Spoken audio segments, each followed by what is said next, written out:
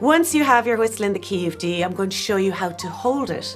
So you're going to place your left hand on the top of the whistle, the right hand on the bottom.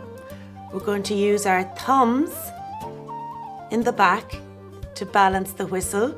So essentially, once it's in your mouth, your pinky down here on the bottom as well, that's what's going to balance the whistle. So I'm just going to show you that. So the thumbs, pinky and mouth. That way we can move our fingers around to play our notes. And the very easiest notes and the very first notes I'm going to teach you are B down to D.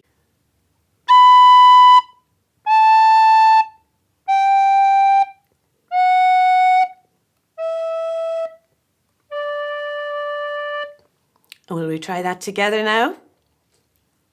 Ready? Starting on B.